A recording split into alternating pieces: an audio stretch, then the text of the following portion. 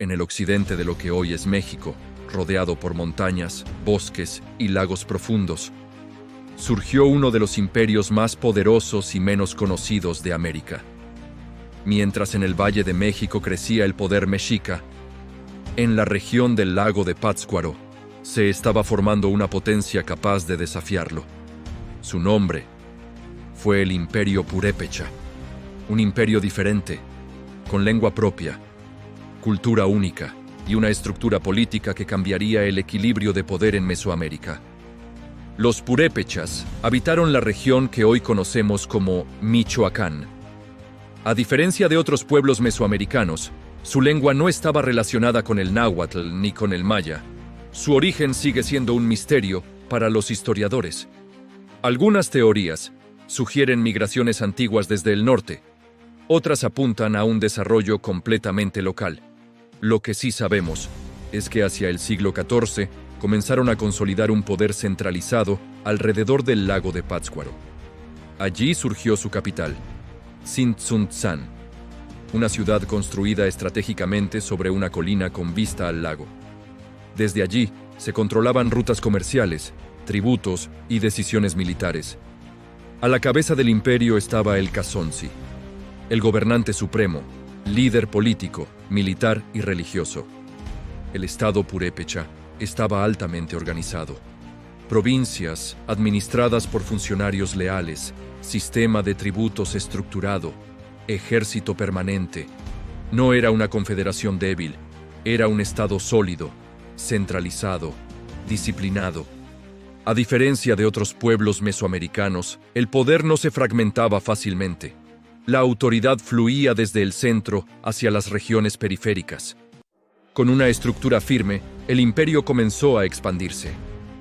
Controlaron amplias zonas del occidente mesoamericano, dominaron territorios ricos en minerales y aseguraron rutas comerciales estratégicas. El comercio incluía obsidiana, cerámica, textiles, metales. Su riqueza no solo era militar, era económica. Pero lo que realmente distinguía al imperio purépecha era su identidad cultural. Arquitectura distinta, religión propia, tradiciones funerarias particulares, algo que marcaría su historia para siempre. Su dominio avanzado de la metalurgia. Mientras muchas culturas mesoamericanas trabajaban principalmente la piedra, los purépechas desarrollaron técnicas sofisticadas para trabajar el cobre y el bronce. Ese conocimiento les daría una ventaja decisiva en los años siguientes. Para el siglo XV, el imperio purépecha ya era la segunda gran potencia de Mesoamérica, y muy pronto entraría en conflicto con el imperio más ambicioso de la región, los mexicas. Una guerra estaba por comenzar. En el siglo XV, Mesoamérica tenía un gigante, un imperio que crecía sin detenerse, un ejército que parecía invencible. Su capital brillaba sobre el lago de Texcoco, Tenochtitlan, y su poder se extendía por casi todo el centro de México. Eran los mexicas, lo que hoy conocemos como el Imperio Azteca. Pero al occidente existía un enemigo diferente, un imperio que no se arrodillaba, el Imperio Purépecha. La expansión mexica era agresiva. Conquistaban ciudades, imponían tributos y exigían guerreros para sacrificios rituales. Su dominio se basaba en el miedo y en la guerra constante. Pero cuando intentaron avanzar hacia el occidente, se encontraron con algo inesperado. Fronteras fortificadas, ejércitos organizados y una resistencia que no cedía. Las tensiones escalaron durante el gobierno de Axayácatl, uno de los tlatoanis más ambiciosos. Decidió que el occidente debía someterse y marchó hacia territorio purépecha. Lo que ocurrió después fue impactante. El ejército mexica, acostumbrado a vencer, se enfrentó a un enemigo preparado. Los purépechas no improvisaban. Tenían líneas defensivas organizadas, estrategias militares claras y algo que los diferenciaba: armas de metal, hachas y puntas reforzadas con cobre y bronce. Mientras los mexicas dependían principalmente de armas con filos de obsidiana, los purépechas tenían tecnología diferente. La batalla fue brutal. Crónicas posteriores relatan que el ejército mexica sufrió una derrota humillante. Miles murieron. Muchos fueron capturados. Fue una de las pocas derrotas importantes del imperio mexica en su historia. El gigante había sido detenido. Después de aquella derrota, algo cambió. Se estableció una frontera militar permanente entre ambos imperios. Durante décadas, fortificaciones vigilaban los límites. Espías cruzaban territorios. Se producían escaramuzas constantes, pero nunca hubo una conquista total. Los mexicas jamás lograron someter al imperio purépecha. En una época donde casi todos caían bajo el dominio de Moctezuma I y sus sucesores, el occidente permanecía libre. No era solo una guerra territorial, era un choque de sistemas.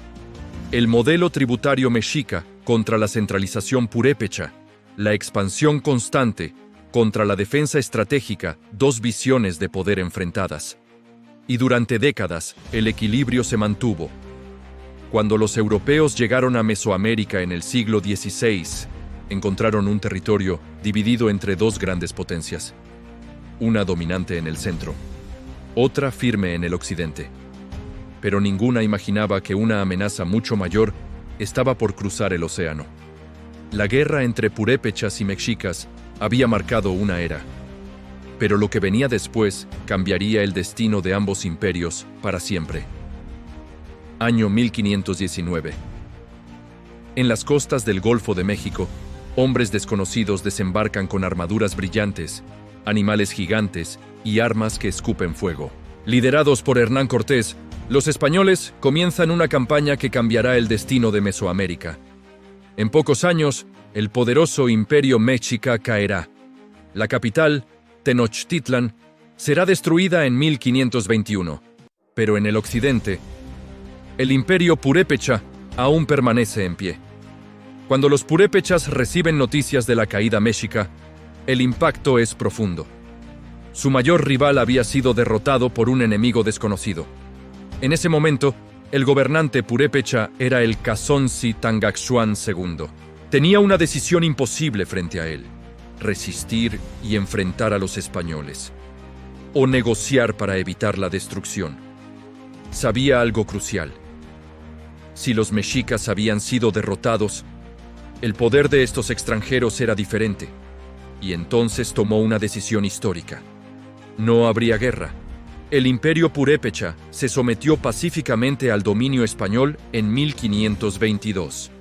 A diferencia de la caída violenta de Tenochtitlan, el territorio purépecha fue incorporado al imperio español con menos resistencia militar inicial, pero eso no significó que el sufrimiento fuera menor.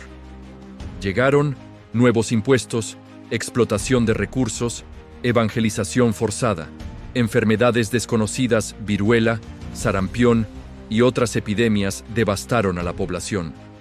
En pocas décadas, gran parte del mundo indígena colapsó demográficamente.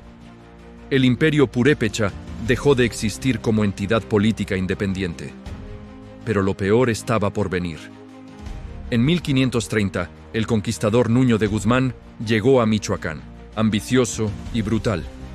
Acusó al Kazonsi Tangaxuan II de conspirar contra la corona española. Fue arrestado, torturado y finalmente ejecutado. El último gran gobernante del imperio purépecha murió bajo dominio extranjero. Con su muerte, se cerraba definitivamente el capítulo político del imperio. Pero un imperio no muere solo con la caída de su gobernante. Su cultura permaneció. La lengua purépecha sigue viva hoy. Sus tradiciones sobreviven en Michoacán. Su arte y metalurgia dejaron una huella única en la historia mesoamericana. A diferencia de otros pueblos, los purépechas mantuvieron una identidad cultural fuerte, incluso bajo el régimen colonial. No fueron borrados. Fueron transformados, pero resistieron en silencio. Durante siglos, la historia se centró en los mexicas. Pero en el occidente existió un imperio capaz de detener al gigante de Tenochtitlan. Un estado organizado, un ejército disciplinado, una cultura distinta.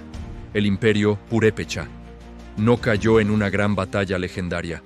Cayó ante una nueva era, ante un mundo que estaba cambiando para siempre. Y aunque su nombre no siempre aparece en los libros más populares, su historia sigue viva en la memoria de América.